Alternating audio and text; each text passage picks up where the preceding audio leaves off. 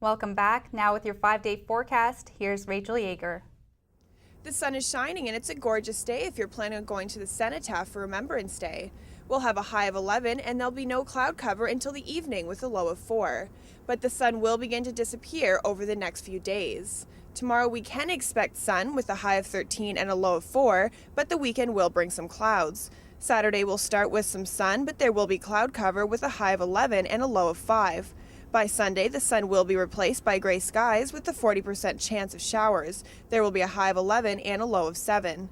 There will be more cloud cover on Monday with a high of 8 and a low of 3. I hope you're taking advantage of the weather because the forecast for next week doesn't look as bright. Back to you in the studio. Now turning to international and national news, police continue their investigation today into the assassination of notorious mafia leader Niccolo Rizzuto. The 86-year-old mob boss was gunned down in his Montreal mansion around 5 p.m. last night and was pronounced dead when he arrived at hospital. This is the latest attack on the Rizzuto crime family. Rizzuto's grandson was gunned down last December. Police say this murder likely means criminal organizations are competing for power. Prime Minister Stephen Harper says world leaders at the G20 summit in Seoul, Korea aren't ready to face tough decisions regarding the world economy. Harper says it's unclear if leaders will be able to work together on global problems. The main topic of discussion will be avoiding a currency war. The U.S. plans to pump $600 million into a bond buying program which could destabilize world currency. Who would be Canada's next Prime Minister if there were an election today? According to a new Ecos poll, neither the Liberals nor the Conservatives have a clear lead. Both parties failed to gather even 30% of Canadian support. The poll shows the Tories have almost lost 5 points from 2 weeks ago. The NDP achieved almost 20%, its highest level of support in nearly 2 years. The poll also found the plan to buy new F-35 fighter jets continues to dog the government, with more than half of Canadians opposing the plan.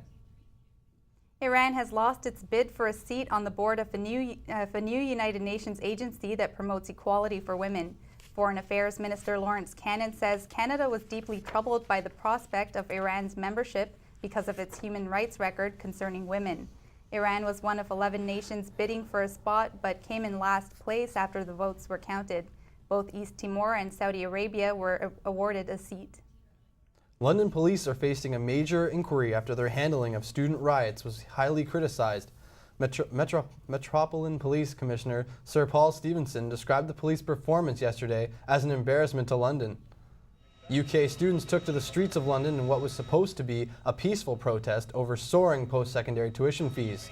With over 50,000 students in attendance, the protest quickly turned violent. Stevenson says the force failed to predict the sheer number of protesters and sent only 20 officers to maintain the demonstration. Yesterday's events are being called England's most violent protest in decades. And now with your sports highlights, here's Phil Heidenreich.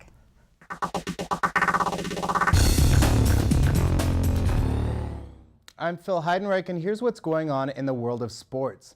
The Hawks soccer teams kicked off the national championships with mixed results yesterday. The Humber men edged the University of New Brunswick St. John with a 1-0 win in Edmonton. Keeper David Ragno kept the clean sheet for the Hawks, while Nick Cisterno scored the only goal needed for the win. The Humber women didn't fare as well, losing 4-3 to the Northern Alberta Institute of Technology in a shootout thriller. The women twice fought back from deficits, but despite the loss, still have an outside chance at gold. The men, however, can secure a spot in the final game with one more win. Both teams play Friday. The Hawks volleyball teams play their first home games of the season tonight with a pair of matches against the Sheridan Bruins. Humber's men and women hope to carry their momentum forward from last weekend when they swept gold at the Humber Cup tournament for the second consecutive year. Some of the biggest names in Canadian sport have been inducted into Canada's Sports Hall of Fame. The class of 2010 was honored last night in Calgary.